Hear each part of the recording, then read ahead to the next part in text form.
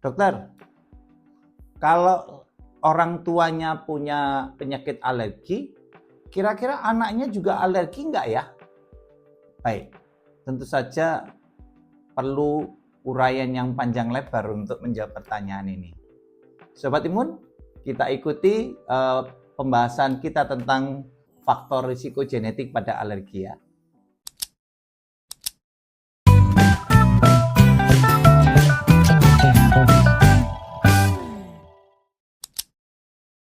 Halo Sobat Imun, kita ketemu lagi pada episode kali ini yang membahas tentang alergi, khususnya tentang faktor risiko genetik ya. Seperti yang sudah disampaikan pada awal video, beberapa orang mempertanyakan apakah kalau orang tuanya salah satu atau kedua-duanya mengidap penyakit alergi, maka anaknya kemungkinan akan menderita penyakit alergi atau bahkan penyakit yang sama juga. Bagaimana menjawabnya? Mari kita ikuti episode kali ini yang berjudul Faktor Risiko Genetik dan Tata Laksana pada Penyakit Alergi. Jadi dalam bahasan kali ini kita akan mulai dengan apa itu alergi, kemudian terkait dengan itu apa itu atopi. Lalu bagaimana sebenarnya penyakit alergi itu mulai muncul ya, dari bakat genetik, kemudian pengaruh-pengaruh lingkungan, kemudian interaksi antara faktor lingkungan dengan faktor genetik, sampai penelitian-penelitian tentang faktor genetik pada penyakit alergi, dan kemudian identifikasi patogenesis penyakit alergi berdasarkan temuan-temuan yang terbaru, dan kemudian bagaimana kita menggunakan pemahaman terbaru tentang genetika pada penyakit alergi itu untuk memprediksi munculnya penyakit, memprediksi kira-kira jenis penyakitnya seperti apa, tingkat keparahan penyakit, kemudian obat mana yang paling cocok untuk orang-orang dengan fenotipe tertentu, dan apakah kita juga bisa mengubah tampilan manifestasi klinis penyakitnya dengan mempengaruhi faktor-faktor lingkungan. Baik Sobat Imun, kita ikuti dari awal ya. Jadi sebenarnya apa itu alergi? Alergi adalah reaksi imunologis yang berlebihan terhadap bahan-bahan yang berasal dari lingkungan yang sebenarnya bukan merupakan ancaman bagi tubuh. Jadi sebenarnya bahan-bahan dari lingkungan itu sebenarnya tidak membahayakan. Pada orang yang normal, bahan-bahan itu tidak menimbulkan reaksi. Tetapi pada orang yang alergi, ya, bahan-bahan tersebut memicu reaksi imunologis, ya. Lalu apa yang dimaksud dengan atopi? Atopi adalah kecenderungan secara genetik untuk memproduksi antibodi dari jenis imunoglobulin E sebagai respon terhadap paparan bahan-bahan asing dari lingkungan tersebut. Ya, jadi kalau seseorang itu cenderung membentuk antibodi imunoglobulin E, dan ini tentu saja diwariskan dari orang tua ke anak-anaknya, itulah yang disebut sebagai atopi. Ini ditandai dengan adanya riwayat alergi pada saudara kandung, riwayat alergi pada orang tua atau anggota keluarga lainnya. Dan juga kalau diperiksa di laboratorium, ditandai juga dengan peningkatan kadar antibodi imunoglobulin E total dalam serum, dan kalau dilakukan skin prick test juga didapatkan hasil yang positif terhadap alergen-alergen tertentu di mana orang itu alergi terhadapnya. Sobat Imun sekalian, jadi munculnya penyakit alergi itu selalu didahului oleh fase sensitisasi. Yang dimaksud sensitisasi adalah sebelum itu orangnya tidak bereaksi, tidak sensitif. Tetapi dengan berjalannya waktu, orang itu menjadi sensitif. di mana melalui peranan berbagai macam faktor akhirnya terinduksi respon imun tipe alergi, yaitu tipe TH2.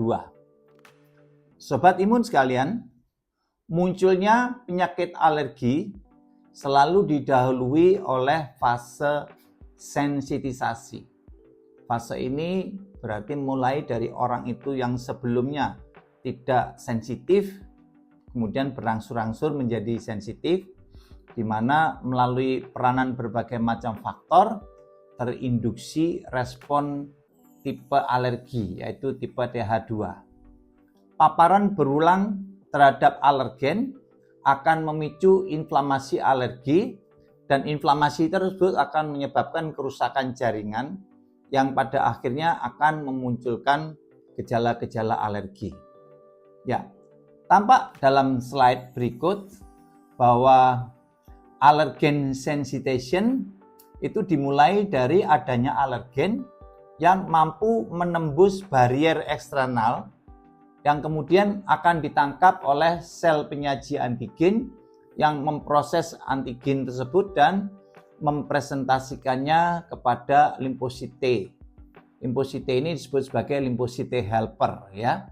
Di bawah pengaruh lingkungan mikro yang didominasi oleh respon imun TH2, maka sel T helper ini akan memicu limfosit B untuk menghasilkan antibodi spesifik, yaitu IgE yang spesifik terhadap alergen. Nah, IgE spesifik yang terbentuk akhirnya akan berikatan dengan reseptor khusus pada permukaan sel mas yang kita sebut sebagai Fc epsilon reseptor yang akan menjadikannya sensitif. Pada kondisi ini, individu tersebut siap bereaksi terhadap paparan berikutnya terhadap alergen yang sama.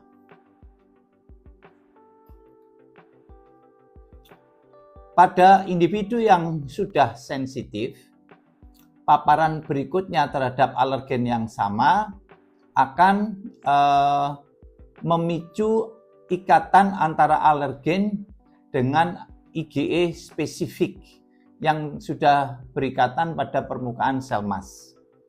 Ikatan silang ini atau cross-linking pada beberapa molekul IgE akan memicu degranulasi sel mas dan sekresi beberapa mediator yang memunculkan berbagai macam gejala-gejala alergi pada berbagai jenis organ. Seperti misalnya timbulnya urtikaria di kulit, eritema juga di kulit, kemudian bronkokonstriksi di saluran pernafasan, kemudian penurunan tekanan darah yang apabila terjadi secara bersamaan itulah yang disebut sebagai anafilaksis, ya.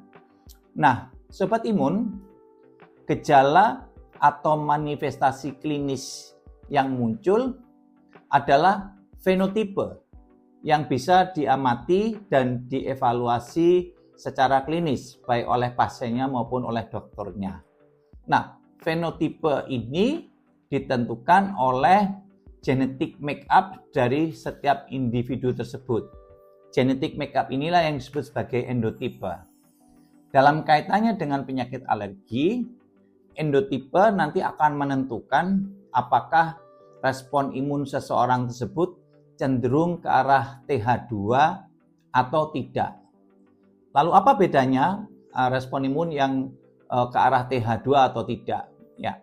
Dalam slide ini akan ditunjukkan bahwa pada individu yang punya kecenderungan genetik mengarah pada respon imun tipe TH2 itu didapatkan beberapa komponen yang akan mendasari munculnya beberapa penyakit alergi tertentu. Seperti misalnya adanya kadar IgE yang sistemik, kemudian yang di lokal, ya, itu disertai dengan beberapa sitokin-sitokin seperti interleukin 4, interleukin 13 akan mempengaruhi munculnya penyakit-penyakit alergi di paru-paru seperti asma, kemudian di hidung rinitis alergika, kemudian di kulit atopic dermatitis, di hidung kemudian bisa juga menyebabkan kronik rhinosinusitis ya. Nah, tentu saja gambarannya akan berbeda apabila jenis reaksinya adalah yang tipe non TH2. Pada non tipe TH2 itu ternyata didapatkan komponen yang lain, yaitu misalnya peranan TH1, TH17, kemudian defek atau kelainan barier yang juga akan menentukan kecenderungan seseorang menderita penyakit asma, rinitis, atau dermatitis, tapi melalui mekanisme yang sedikit berbeda. Dan kalau mekanismenya sedikit berbeda, tentu saja nanti respon orang ini terhadap obat-obatan juga mungkin akan berbeda. Ya, jadi pada setiap penyakit alergi akan didapatkan kombinasi antara komponen endotipe yang tipe TH2 maupun non tipe TH2. Nah, diawali oleh predisposisi genetik yang menentukan ada atau tidaknya disfungsi barier, kemudian ada enggak gangguan keseimbangan sitokin, maka terjadilah sensitisasi alergi yang berlanjut menjadikan kulit atau saluran nafas yang hipersensitif itu mengalami inflamasi yang berkepanjangan. Dan akhirnya kalau sudah terjadi kerusakan organ akan menimbulkan manifestasi penyakit alergi. Dalam setiap tahap penyakit tersebut, paparan alergen selalu menjadi kausa dan itu selalu membutuhkan peranan adjuvan tertentu yang akan bertindak sebagai kofaktor. Sebagai contoh, sifat-sifat alergen tertentu juga akan dipengaruhi oleh adanya adjuvan, seperti misalnya adanya nitric oxide, kemudian bahan-bahan iritan yang bersifat infeksius atau yang memudahkan respon imun terangsang sehingga lebih memfasilitasi terjadinya inflamasi. Ya. Nah, sekarang kalau kita diminta untuk menjelaskan apa sih sebenarnya peranan gen ya? Bagaimana peranan gen terhadap munculnya fenotip? Dalam setiap sel tubuh manusia terdapat inti sel yang di dalamnya mengandung kromosom. Nah, kromosom ini terdiri dari untaian benang double helix yang kita kenal dengan nama DNA. DNA tersusun menjadi suatu gen yang terdiri dari urutan atau sequence pasangan basa tertentu antara adenin, timin atau guanosine, sitosin yang akhirnya membentuk ikatan double helix tersebut ya. Gen ini akan menentukan sifat-sifat suatu individu dan gen ini diwariskan dari generasi ke generasi berikutnya dan dapat mengalami beberapa perubahan ya. Kita sudah mengetahui susunan gen manusia. Genom manusia itu telah sepenuhnya diungkap urutannya dan diketahui bahwa manusia memiliki sekitar 25.000 gen. Masing-masing gen ini akan mengandung instruksi untuk mensintesis suatu protein tertentu yang akan diproduksi ketika gen tersebut terekspresi dan disusul dengan proses transkripsi dan translasi. Ya. Nah, ini akan menentukan seseorang menjadi tersensitisasi untuk penyakit alergi apa enggak ya. Jadi awal mulanya sensitasi itu diawali dengan disfungsi barier eksternal yang memungkinkan masuknya alergen. Nah, baik disfungsi barier maupun sensitasi ini akan dipengaruhi oleh dua faktor utama, yaitu faktor genetik dan faktor lingkungan. Interaksi antara keduanya akan menentukan kejadian alergi dengan manifestasi klinis yang berbeda-beda pada organ yang berbeda. Jadi misalnya pada mata akan terjadi konjungtivitis, pada hidung terjadi rinitis alergika, kemudian pada saluran pernapasan terjadi asma, pada kulit terjadi dermatitis atopik dan seterusnya. Nah, kita lihat sebagai contoh pada kulit, ya, adanya disfungsi barier pada kulit juga akan memperberat kondisi disfungsi imunologis. Berkurangnya lapisan filagrin di kulit akan menyebabkan peningkatan transepidermal water loss atau penguapan air melalui epitel di kulit, dan hal ini akan membuat kulit menjadi semakin kering dan akhirnya timbul rekahan-rekahan di kulit. Ya, rekahan-rekahan di kulit ini memudahkan bahan-bahan yang ada di permukaan kulit, apakah itu alergen, apakah itu patogen, bisa masuk dengan mudah. Komponen lainnya akan berupa berkurangnya ceramid, kemudian antimikrobial peptide dan serin protease inhibitor. Kemudian terjadi peningkatan serin protease sehingga kemudian kombinasi antara kondisi tersebut akan menyebabkan rusaknya tight junction. Tight junction yang rusak akan menyebabkan masuknya patogen dan alergen ke dalam jaringan kulit, dan adanya disfungsi imunologis yang cenderung ke arah respon imun tipe TH2 ini akan menyebabkan individu tersebut tersensitisasi terhadap alergen dan memproduksi imunoglobulin E, dan imunoglobulin E inilah yang akan menyebabkan inflamasi berkepanjangan. Jadi kita lihat seperti yang awal tadi, adanya disfungsi barier merupakan awal, ya. Nah, yang kita lihat dalam slide ini adalah epitel saluran pernafasan.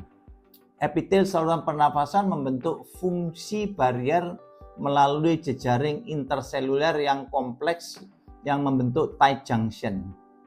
Adanya disfungsi barier akan memungkinkan masuknya alergen dan patogen ke dalam jaringan yang akan memicu inflamasi kronis dan terbentuknya beberapa mediator tertentu seperti misalnya onkostatin, dan akibatnya akan terjadi kerusakan jaringan yang semakin parah, ya. Kerusakan jaringan yang lebih parah akan semakin memudahkan masuknya alergen dan patogen dan akhirnya memicu inflamasi yang berkepanjangan. Sobat imun sekalian, gangguan fungsi barier epitel yang normal merupakan proses yang terjadi secara bertahap, dan itu melibatkan berbagai macam faktor, termasuk diantaranya adalah faktor genetik dan kemudian interaksi antara faktor genetik dengan faktor lingkungan yang menimbulkan perubahan epigenetik. Dan faktor lingkungan ini juga ada dua, yaitu lingkungan eksternal maupun lingkungan internal. Beberapa contoh lingkungan internal antara lain adalah kondisi hormon seseorang, komposisi diet, ya, kemudian perubahan komposisi mikrobiota, kemudian circadian rhythm dan sebagainya. Sementara yang berasal dari eksternal adalah paparan-paparan serta sensitasi alergen. Nah, mana yang terlebih dahulu terjadi dan mana yang bertindak sebagai sebab, mana yang terjadi sebagai akibat, ini masih merupakan dilema karena proses tersebut itu membentuk lingkaran setan yang tidak berkesudahan, ya. Oke. Jadi kita lihat bahwa sebagian besar penyakit alergi itu dimulai saat awal kehidupan, yaitu setelah dia lahir, dan dipengaruhi oleh dua faktor yang tadi sudah kita bahas, yaitu faktor genetik dan faktor lingkungan. Interaksi antara keduanya dapat memicu perubahan epigenetik dan akan menentukan manifestasi klinis penyakit alerginya, ya. Genetic susceptibility-nya bisa dilihat dari apakah seseorang memiliki saudara kandung atau ayah ibu kandung yang memiliki riwayat penyakit alergi. Sementara faktor lingkungan adalah bagaimana dia dilahirkan. Apakah dia lahir melalui persalinan yang normal atau melalui seksio? Apakah dia disusui dengan air susu ibu atau dengan susu formula? Apakah dia dibiarkan terpapar dengan beberapa jenis alergen atau patogen, atau dia dilindungi terlalu berlebihan, nggak boleh ini, nggak boleh itu, sehingga terlalu bersihan dan seterusnya.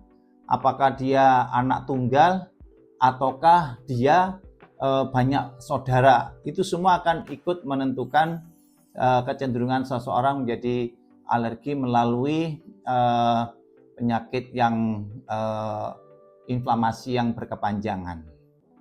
Ya, jadi kita lihat bahwa perubahan epigenetik itu terjadi akibat interaksi antara faktor-faktor lingkungan dengan gen yang ada. Jadi walaupun susunan gennya itu tidak berubah, tetapi adanya modifikasi histon atau metilasi DNA akan mempengaruhi pola ekspresi gen yang dimaksud, dan ekspresi atau non ekspresi dari gen itu akan menentukan risiko penyakit alerginya. Ya, kejadian-kejadian pada awal kehidupan itu sangat menentukan predisposisi seorang untuk menimbulkan penyakit di masa depannya. Ya, kejadian-kejadian tersebut memprogram perkembangan struktural, fungsional, dan fisiologis dari beberapa sistem dalam tubuh, termasuk sistem imun dan juga responnya terhadap inflamasi. Interaksi genetik dan lingkungan akan menghasilkan perubahan epigenetik dan membuka peluang untuk intervensi atau prevensi munculnya penyakit-penyakit alergi melalui modifikasi faktor-faktor lingkungan. Jadi kita bisa saja mencegah munculnya penyakit alergi melalui perubahan diet, perubahan nutrisi, pola aktivitas fisik, paparan mikrobiota yang akan menentukan komposisi mikrobiotanya, paparan sinar matahari, paparan terhadap polutan, dan lain-lain. Ya.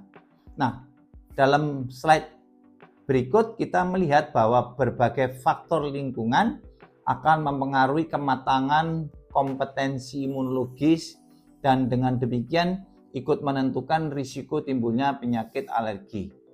Faktor-faktor tersebut dapat berpengaruh pada saat antenatal, artinya pada saat dalam kandungan, maupun postnatal setelah lahir, dan pada akhirnya akan menentukan perubahan fenotipe yang dapat diwariskan dari generasi satu ke generasi berikutnya. Ya, ada beberapa studi tentang genetika pada penyakit-penyakit alergi. Dua cara pendekatan yang sering digunakan secara luas untuk mempelajari genetika penyakit alergi adalah Candidate Gene Association Studies dan yang satunya adalah Genome-Wide Association Studies. Candidate Gene Association Studies itu mempelajari variasi genetik pada regio gen tertentu yang secara fisiologis diduga terlibat dalam patogenesis penyakit alergi. Misalnya gen yang menyandi sitokin, gen yang menjadi kemokin atau reseptornya, faktor transkripsi, dan lain-lain yang diperoleh dari individu. Jadi ada kasus dan ada kontrol dan kemudian diteliti. Poliformisme yang terjadi pada gen tertentu akan dicoba diasosiasikan dengan fenotipe penyakit alergi yang tertentu dan baru kemudian diambil kesimpulannya. Sedangkan Genome-Wide Association Study itu merupakan suatu contoh di mana kemajuan dalam teknologi genotyping memungkinkan pemetaan polimorfisme pada seluruh genom, baik pada kasus maupun pada kontrol, untuk mengidentifikasi beberapa kemungkinan gen yang akan menentukan kecenderungan seseorang mengidap penyakit alergi tertentu. dan kita harus menginterpretasi studi genetika ini secara cermat dan hati-hati, ya. Variasi sequence atau urutan pasangan basa DNA yang terjadi pada tiap 200 sampai 500 pasangan basa dalam genom manusia itu akan menentukan adanya variasi sequence atau mutasi yang terjadi pada sekitar 1% dari populasi, dan ini kita sebut sebagai polymorphism. Sedangkan yang terjadi kurang dari 1% itu seringkali disebut sebagai alele. Polymorphism pada sequence DNA dapat mengetahui suatu pasangan basa meliputi apakah dia mengalami substitusi, insersi, atau delesi nukleotida tunggal yang kita kenal sebagai single nucleotide polymorphism atau SNPs. Tapi bisa juga berupa repetisi atau ulangan, insersi atau delesi dari untai DNA yang lebih panjang, ya, mulai dari beberapa pasangan basa hingga sampai ribuan pasangan basa, dan ini yang disebut sebagai copy number variation atau CNV. Dengan tersedianya teknologi genotyping modern, saat ini telah tersedia chips yang dapat digunakan untuk menentukan genotipe jutaan SNP per orang pada satu saat yang bersamaan, dan dengan demikian bisa memperpendek waktu yang dibutuhkan untuk pemeriksaan. Slide berikut menunjukkan adanya single nucleotide polymorphism atau copy number variation yang bisa berupa delesi, duplikasi, segmental duplication maupun inversi. Nah, melalui suatu studi Genome-Wide Association telah diketahui beberapa gen tertentu yang berasosiasi atau menjadi faktor risiko untuk penyakit alergi tertentu. Gambar berikut menunjukkan adanya 10 gen utama pada masing-masing penyakit alergi yang asosiasinya saling tumpang tindih atau overlap. Ketika dilakukan analisis, sebagian besar gen tersebut diekspresikan terutama pada kulit dan sedikit sekali yang ada di jaringan yang lain, dan hal itu menyiratkan bahwa disfungsi barier kulit sangat mungkin merupakan awal dari perkembangan beberapa penyakit alergi yang pada akhirnya akan bermanifestasi pada berbagai organ yang berbeda, bisa di hidung, bisa di saluran pernafasan berupa asma, tetapi bisa juga berupa kelainan di kulit berupa atopic dermatitis. Nah, gambar ini menunjukkan beberapa gen yang diidentifikasi melalui studi GWAS pada penyakit alergi, dan beberapa penyakit alergi ternyata memiliki lokus gen kerentanan yang sama. Misalnya antara lain pada lokus gen C11 ORF30 atau LRRC3Q. Hal ini bisa menjelaskan terjadinya atopic marks, yaitu fenomena bahwa dermatitis atopik pada anak-anak mungkin akan meningkatkan risiko munculnya asma atau rinitis pada saat dewasa. Gambar ini menunjukkan apa yang dimaksud sebagai atopic marks. Atopic marks menunjukkan bahwa pada saat orang ini masih dalam masa kanak-kanak, maka yang paling banyak dijumpai adalah atopic dermatitis atau eksim. Tapi kemudian pada saat berkembang menjadi remaja dan pada saat dia menjadi dewasa atau akhirnya usia lanjut, maka risiko dan manifestasi penyakit alerginya juga bergeser. Mulai dari eksim menjadi rinitis, akhirnya menjadi asma atau food alergi, dan bisa saja komposisinya menjadi terbalik, ya. Bisa reverse atopic marks. Jadi akhirnya munculnya adalah yang terakhir adalah penyakit eksim atau dermatitis atopik misalnya, ya. Baik, sahabat sekalian, gambar ini menunjukkan bahwa predisposisi genetik, misalnya pada kulit, di mana ada lapisan filagrin yang kurang, akan menyebabkan seseorang memiliki kecenderungan untuk mengalami kerusakan barrier di kulit. Kemudian ditambah lagi dengan faktor lingkungan, misalnya adanya infeksi dan sebagainya, akan menyebabkan anak-anak ketika baru saja lahir, dia sudah mengalami kelainan di kulitnya yang kita sebut sebagai childhood eczema. Kelainan pada kulit ini akan menyebabkan kulitnya menjadi kering, kemudian pecah-pecah, dan ini akan mengganggu epithelial barrier lebih lanjut dan memungkinkan masuknya alergen. Alergen yang masuk ke dalam kulit akan memicu sensitisasi epikutanius, dan akhirnya karena ada respon imun tipe TH2 yang memungkinkan dia berespon terhadap paparan alergen, akan memicu terjadinya inflamasi, ya. Inflamasi yang berlebihan juga akan menimbulkan kerusakan. Beberapa faktor yang lain, jadi misalnya adanya trauma, kemudian adanya infeksi pada kulit tersebut, akan meningkatkan ekspresi dari thymic stromal lymphopoietin, dan ini semua ditambah dengan faktor-faktor lingkungan seperti adanya microbial infection, kemudian kulit yang kering dan sebagainya, akan meningkatkan risiko seseorang untuk mengalami sensitif alergi. Pada saat dia dipaparkan dengan alergen yang sama, maka muncullah gejala alerginya, bisa berupa asma kalau itu di saluran pernafasan, atau rinitis alergika kalau di hidung. Dan ini menjelaskan kenapa anak-anak yang awalnya mengalami eksema pada ujung akhirnya akan mengalami rinitis alergika atau asma.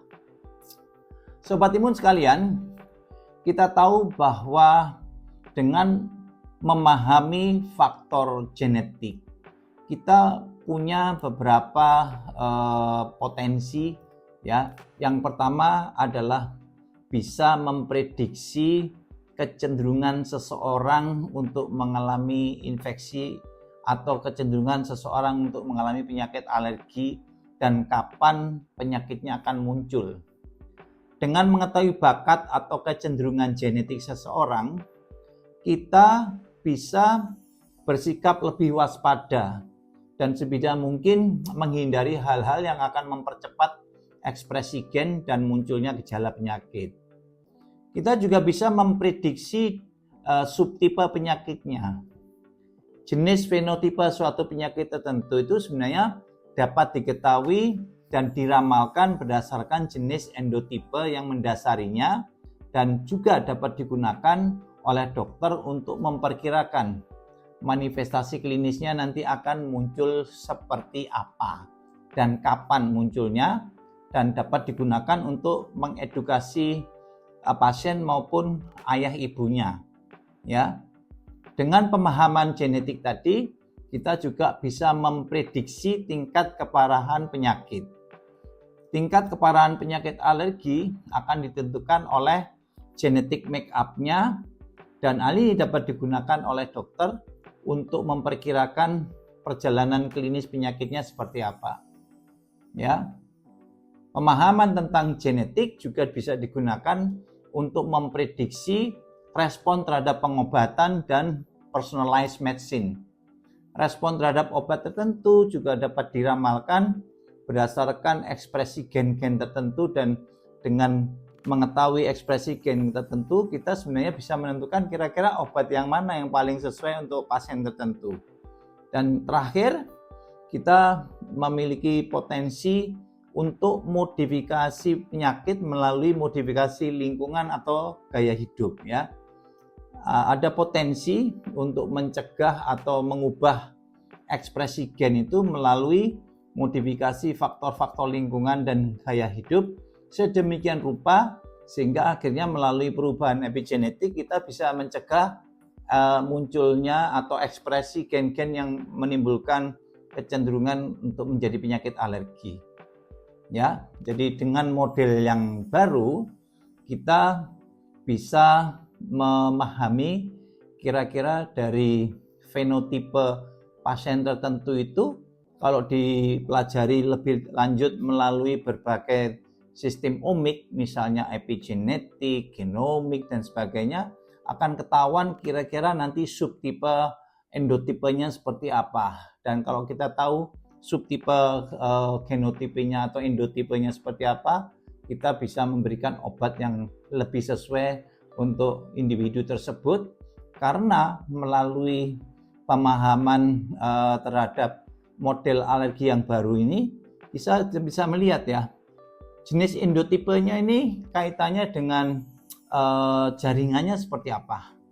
Kemudian dari jaringan itu jalurnya yang kepake, inflamasinya melalui jalur yang mana, protein mana yang diekspresikan, dan kemudian kita bisa menentukan kira-kira obat mana yang sesuai untuk mengatasi inflamasi yang terjadi.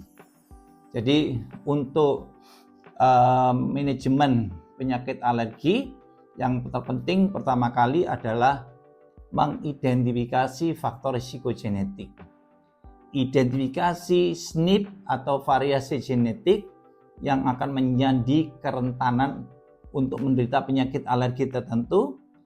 Ini akan membuka peluang untuk melakukan upaya pencegahan melalui pengendalian faktor-faktor risiko, modulasi faktor-faktor lingkungan dan gaya hidup. Lalu berikutnya adalah identifikasi kira-kira alergen yang memicunya apa. Berdasarkan anamnesis atau riwayat penyakit alerginya, kita bisa tahu alergen pencetusnya apa, kofaktornya apa. Kita bisa melakukan pemeriksaan skin prick test atau patch test atau dengan pemeriksaan panel IgG spesifik untuk mengidentifikasi kira-kira alergen yang memicunya apa. Kemudian yang berikutnya adalah mengidentifikasi respon terhadap paparan alergen. Kita bisa melakukan evaluasi situasi klinis yang muncul akibat paparan terhadap alergen itu apa. Memastikan bahwa munculnya gejala alergi itu dipicu oleh paparan terhadap alergen, bukan hanya berupa sensitasi.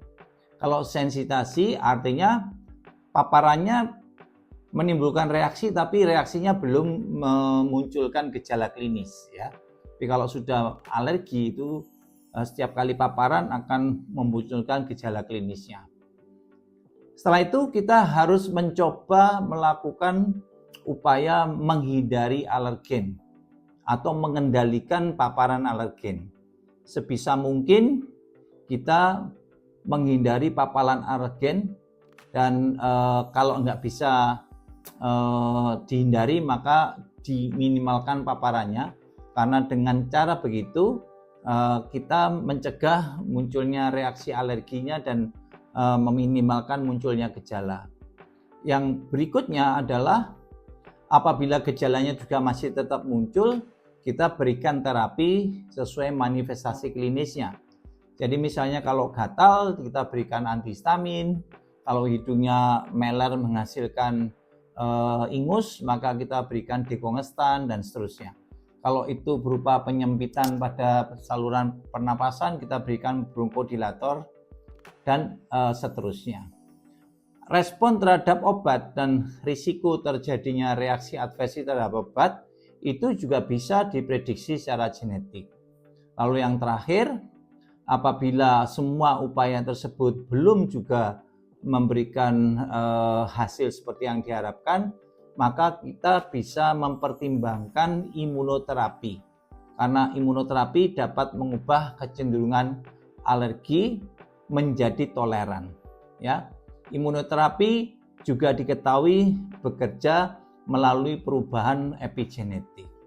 Sebagai ringkasan, kita tahu bahwa kerentanan dan tingkat keparahan penyakit alergi itu ditentukan secara genetik.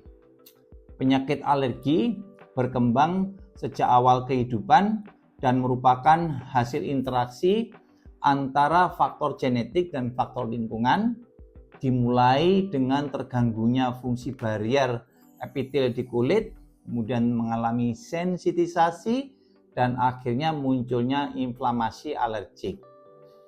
Identifikasi faktor genetik berupa kerentanan melalui studi GWAS telah membuka pemahaman baru tentang patogenesis penyakit atopi dan penyakit-penyakit alergi. Perubahan lingkungan dan beberapa faktor gaya hidup dapat mengubah ekspresi gen melalui perubahan epigenetik dan dapat meningkatkan atau menurunkan predisposisi terjadinya penyakit alergi maupun perjalanan klinisnya. Pemeriksaan genetik pada penyakit alergi memiliki potensi klinis, yaitu 1. Untuk memprediksi kerentanan dan kemunculan penyakit alergi, menentukan jenis manifestasi klinisnya, tingkat keparahannya, dan respon terhadap terapi. Hal tersebut telah mengubah tata laksana penyakit alergi menjadi lebih personalized, ya. Dan potensi yang terpenting adalah adanya kesempatan untuk melakukan modifikasi atau intervensi munculnya penyakit alergi melalui perubahan terhadap faktor-faktor risiko di lingkungan atau gaya hidup melalui perubahan epigenetik.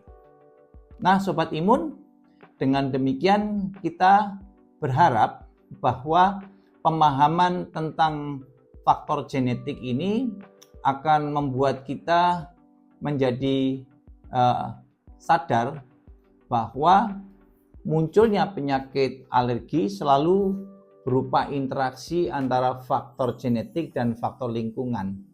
Dan melalui intervensi terhadap faktor-faktor lingkungan sebenarnya kita juga bisa mengubah kecenderungan seseorang untuk mengalami penyakit alergi, juga bukan hanya dengan cara mengurangi paparan faktor alergen terhadap penderitanya, tetapi kita juga punya potensi untuk mengubah secara genetik kecenderungan seseorang itu melalui interaksi antara faktor genetik dan faktor lingkungan yang akan menimbulkan perubahan epigenetik. Mudah-mudahan ini semua tidak membuat Anda semakin pusing, ya. Jadi penyakit alergi juga bisa dikendalikan melalui bukan hanya obat-obatan tapi juga melalui intervensi pada faktor lingkungan. Itu take home message-nya. Baik, kita akhiri. Kita akan ketemu lagi pada episode yang berikutnya. Jangan lupa share, kemudian like, dan subscribe supaya Anda mendapatkan informasi-informasi yang terbaru dari channel ini. Salam imun sehat.